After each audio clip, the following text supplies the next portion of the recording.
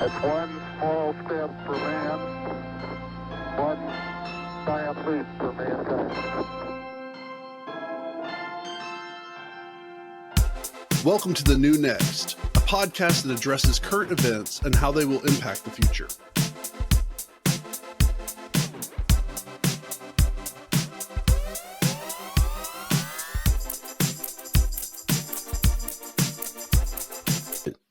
It's kind of interesting being on LinkedIn and seeing people in my network that were formerly working for the oil field companies in Russia that I know basically switch their profile from, Baker Hughes, Russia, to whatever the new name is, kind of like McDonald's did.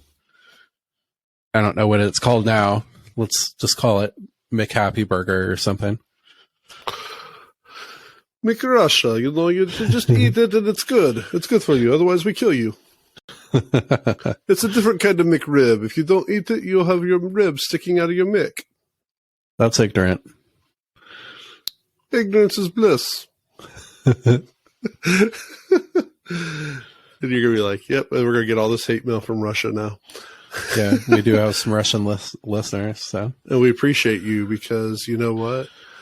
You make us look cool. So that's what's important in life. Yeah. So this one, I am going out of order of what we talked about earlier, but I guess I didn't realize this was the article I sent you. But a new weapon tested in Finland, Arctic, a parachuted missile launcher as a point to poke the bear and demonstrate military firepower of Russia. All right. So I want to give a little backstory of why I shared this with you. So Matt and I, and mostly Matt, shares like 1,000 articles with me every week about different cool things that are going on in the world. And I saw this and I'm like, ooh. And I got it to him before he sent it to me. Basically, the U.S. is testing out missiles not missiles. They're testing out how powerful they can look in space that they're allowed to use it in, but just close to the border of Russia, just to show like, hey, you don't want to get in a war with us. Otherwise we'll kick your butt. Yeah. And there's so much about this that is frustrating to me because one, it's just we should probably go into some details and then I'll give some of my opinions. So Matt, go ahead and, do your cool information thing. About the specific weapon? Well, just like why this is because I have my opinions on this, but why this is allegedly a good thing. Yeah. So stripes.com, a great news source for military news. One of many. So it's kind of interesting. There's a lot of good military news sources like blogs and stuff like that talk about military technology and stuff. But you don't hear about this in any sort of news. And a lot of the stuff that they talk about is, I would say, very consequential to the history of our world. So, this is basically an unconventional delivery of U.S. air power.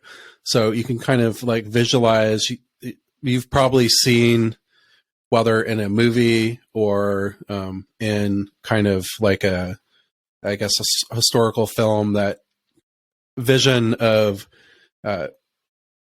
basically some big old cargo being pushed out of cargo plane while it's flying and the parachute deploying and it dropping down like materials down to people, like whether food or vehicles and stuff like that. They're essentially using the same logic of that, but they're putting in basically weapon systems that also can be potentially rigged with nuclear weapons, so that they start to parachute and then they open up midair and then they can basically launch a missile midair before the missile platform reaches the ground. So,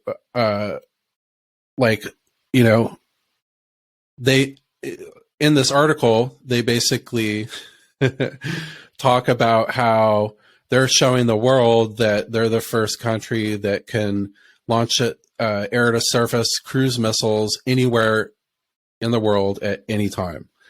And that's what they're blatantly saying. So here's a quote from Special Operation Command Europe's Lieutenant Colonel Melnicoff, which told Stars and Stripe this directly during an interview. It puts this thing within range of Russia. We are intentionally trying to be provocative without being escalatory. We are trying to deter Russian aggression, expansionist behavior by showing enhanced capabilities of the Allies. There's so much wrong with that. So basically they're saying we can wipe out any city that we want at any time in the world with this. And it's not really necessarily about hypersonics or anything like this. So you have surface-to-air missiles that basically are there as, I would say, more defensive systems to shoot things out of the air that might be attack airplanes and stuff like that. But if you're rolling up with 30 C-130s, dropping out these parachute air-to-surface missile launchers and stuff, that's essentially not defendable.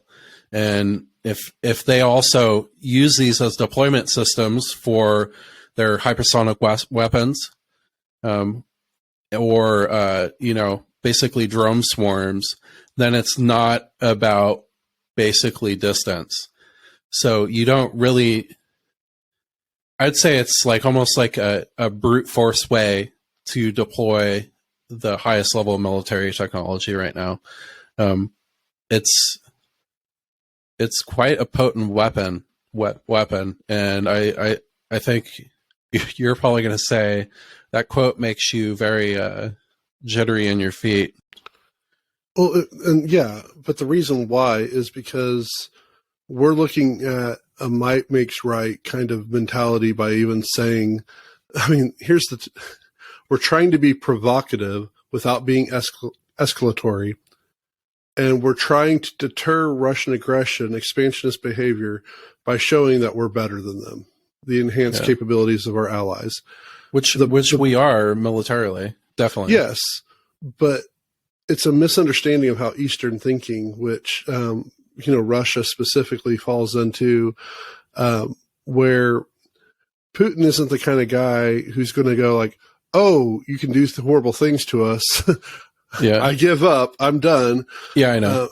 Putin's the kind of person historically that says, if you show aggression to us, then we're going to do the exact same thing. And now we're going to have, it's kind of like we're trying to almost build a Cold War Part 2, and seeing that, hoping that we can somehow keep Russia from spending too much on trying to match what we have.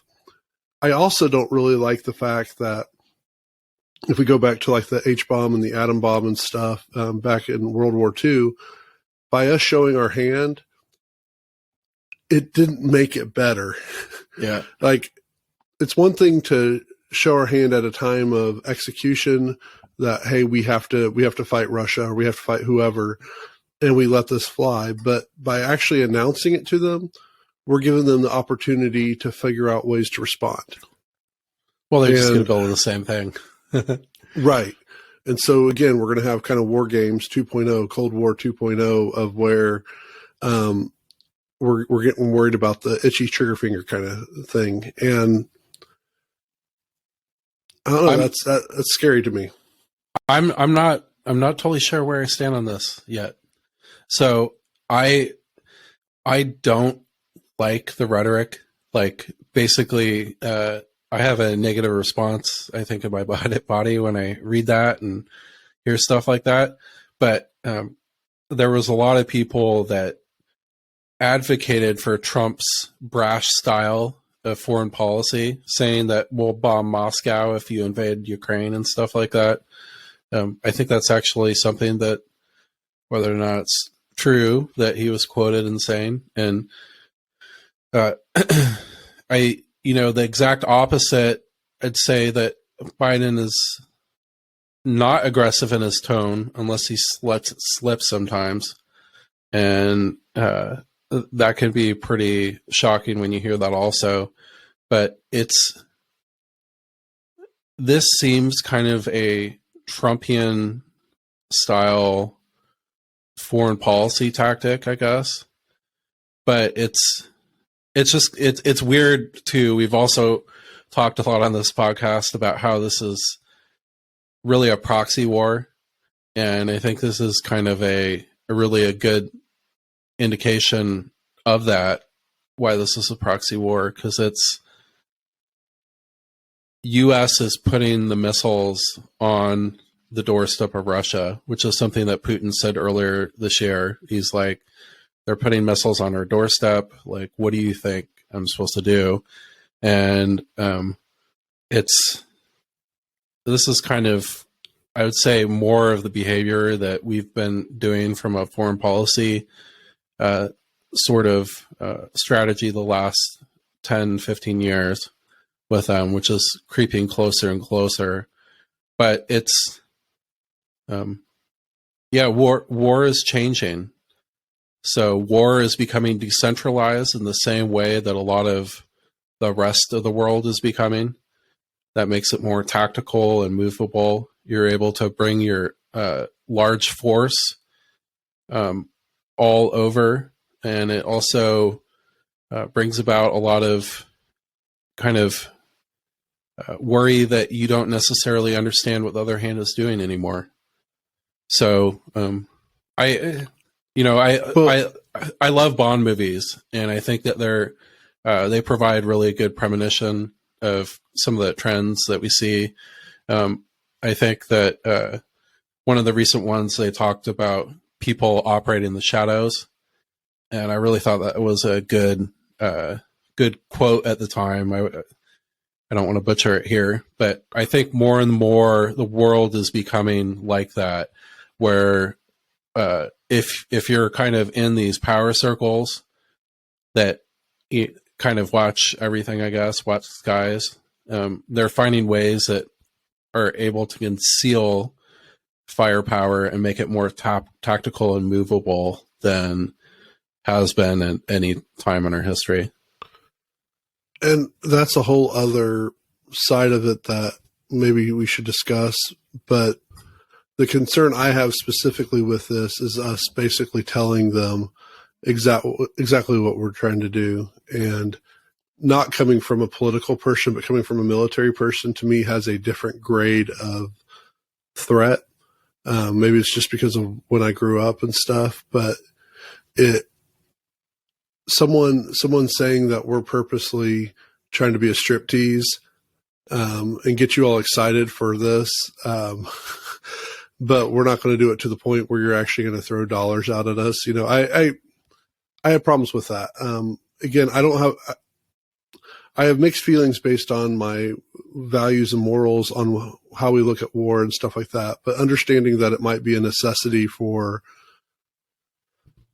the world to move forward in whatever kind of way. Yeah. I do think it's bad. The rhetoric, as you said, the rhetoric is what bothers me. It's not as much what the rhetoric is talking about, because I understand. It's just kind of the flippant nature that it's delivered. That's how it felt reading it. Maybe, and he might not have been saying it that way, and they could have taken him out of context and stuff. But it also, one of the ramifications that does bother me, and it's actually a report on Stripes that got posted yesterday, is that they're testing out how quickly they can get blood samples out to remote parts of the world. It's using that same kind of airdrop technology. So now my concern is, as people who have ulterior motives are starting to try to counter these things, what if they shoot down medical supplies that are pure medical supplies, but they're not going to be able to, use the excuse of, well, no, that was a medical ship. Yeah, it was a medical ship, but the last time you showed us a medical ship, you had a bomb that threatened to be provocative with us. So it takes another away James Bond scenario right there. Yep. So it's one of those things where it's like, this is cool when reading about it, like from a fictionalized James Bond kind of feel, but it really sucks in real world type thinking. But go ahead. Just kind of like so we're going through a global or reshuffling of powers right now. and then you kind of have like the Western alliance, and then I would say you have kind of like the BRICS, and I don't think the Western alliance or the BRICS are tied apart or tied together as much on kind of the ideological reasons like the West is. Mm-hmm. But I think that they're really tied together on their personal autonomy to run their countries as they please. And so globally, I feel there's a lot of the division that we see in the United States. There's one side that's really fighting for freedom, and then the other side's fighting for alliance. And those are really like loaded terms with a lot of stuff with them. But I feel like the world is becoming more decentralized, more murky on whether or not it's state or other actors, and having this rapidly deployable and adaptable military technology is, I would say, providing some really interesting security considerations for the future. Absolutely. If you would like to learn more about the New Next podcast, find us at thenewNextPodcast.com, where you can suggest a topic you would like for us to cover. If you enjoyed what you heard, share the podcast, tell a friend about it, or rate us with 5 stars.